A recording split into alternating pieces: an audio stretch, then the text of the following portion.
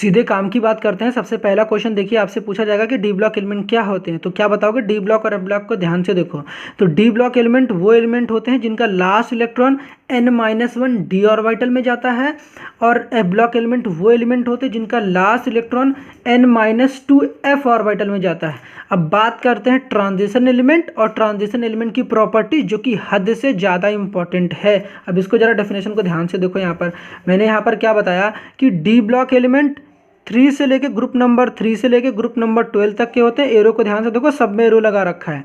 लेकिन जो transition element होते हैं वो ग्रुप नंबर 3 से लेके केवल ग्रुप नंबर 11 तक के होते हैं। डेफिनेशन पूछा जाएगा कि ट्रांजिशन एलिमेंट की डेफिनेशन क्या होती है, उसको कैसे लिखोगे, ध्यान से सुनो, एकदम सिंपल तरीके से पूछा जाएगा ट्रांजिशन एलिमेंट, तो क्या लिखोगे? ट्रांजिशन एलिमेंट वो एलिमेंट होते हैं जिनका n-1 D orbital ground state या एक्साइटेड स्टेट में इनकम्प्लीटली फील्ड होता है, उसे ट्रांजिशन एलिमेंट कहते हैं। एक बार फिर से सुन लो, मैंने क्या कहा?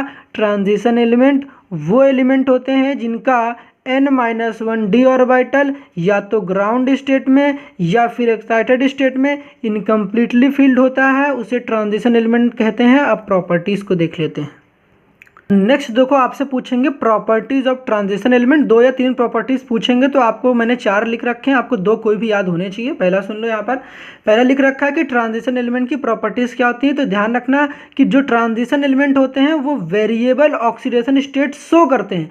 वेरिएबल का मतलब होता है बदलना, मतलब कि इनकी ऑक्सीडेशन स्टेट फिक्स नहीं होती है, डिफरेंट ऑक्सीडेशन स्टेट शो करते हैं।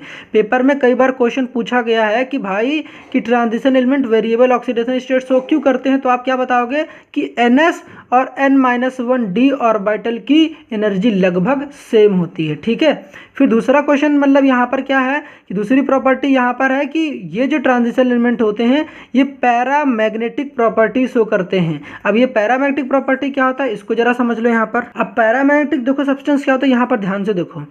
आपसे पैरामैग्नेटिक और डायमैग्नेटिक में कंफ्यूजन होगी, इस पर बेस्ड हो सकता है 1-2 क्वेश्चन आ भी जाए।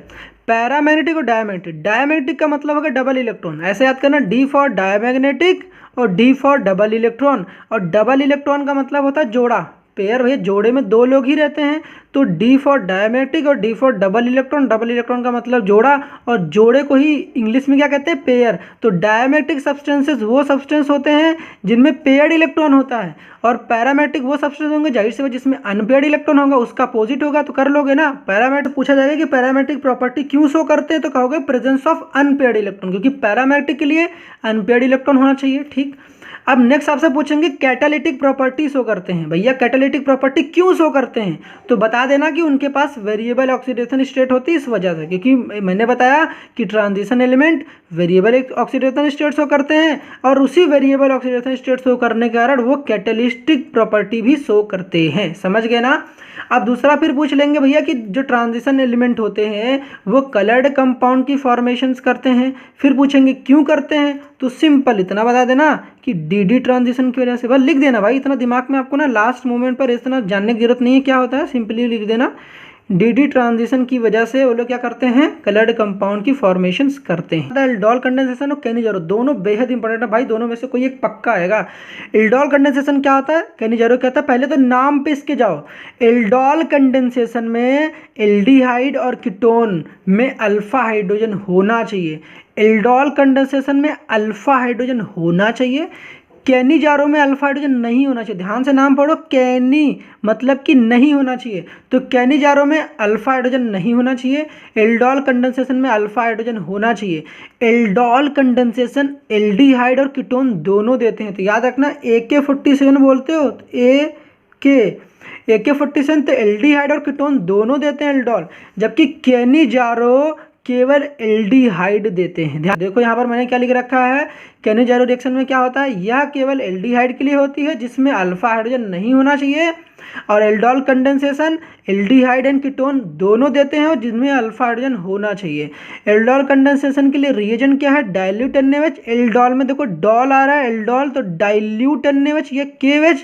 और जबकि कैनिजारो में देखो C आता है, तो उसका रिएजेंट क्या होगा, कॉन्क NaOH, कंसनट्रेटेड NaOH, या फिर इसकी जगह पर आपको एरो के ऊपर लिखा जाएगा 50% NaOH। अब रिएक्शन कैसे होता है, बिल्कुल सिंपल। देखो कैनिजारो वाला तो यही बता दे रहे हैं। कैनिजारो में करना क्या है, देखो इसके पास अल्फा हाइड्रोजन नहीं है। एक एग्जाम्पल जो मैंने लिख रखा है, इसको दिमाग में रट लो बस। HCHO रहेगा, HCHO करना कि ये जो CHO रहेगा ना, इस CHO को एक बार कर देना CH2OH में, और इसी CHO को एक बार कर देना COOH में। बाकी पीछे वाला देखो हाइड्रोजन एज इट इज़ है, यहाँ भी वही है, यहाँ भी यही है, और यहाँ भी यही है। ध्यान रखना इसका नाम है फॉर्मेल्डिहाइड। क्लियर है ना? तो ये केनिजारो का एग्जाम्पल है। अब यहाँ पर बात आई कि एल्डोल कंडेंसेशन में, तो एल्डोल कंडेंसेशन में मैंने क्या लिख रखा है, CH3CHO, इसका नाम क्या है, एसेटल्डिहाइड। इसका नाम क्या है, एसेटल्डिहाइड। अब रिएक्शन कैसे होती है जरा ध्यान से देखो, इसके लिए मैं शॉर्ट ट्रिक बता रहा हूँ। यहाँ पर आपने जो भी आपके पास एल्डिहाइड है इसको 2 मॉलिक्यूल लिखना, ये लिखना CH3, फिर यहाँ पर करना क्या पता है, C लिखना, और यहाँ पर लिख देना H, और ये वाले ऑक्सीजन को यहाँ पर लिखना डबल बॉन्ड O। इसके एक मॉलिक्यूल को और खींचना, यहाँ से 2 हाइड्रोजन निकालना, यहाँ से H, यहाँ से H, फिर यहाँ पर देखो C, फिर यहाँ पर H, और यहाँ रहेगा CHO। इसके यहाँ पर देखो ये रहता है अल्फा हाइड्रोजन, इस यहाँ पर ये है अल्फा हाइड्रोजन, और इसके पास अल्फा हाइड्रोजन नहीं होता है। ठीक है, तो यहाँ पर देखो दोनों हाइड्रोजन खींचना। अब खींचने के बाद करना क्या है, यहाँ से आप ऐसे करके पानी निकाल देना।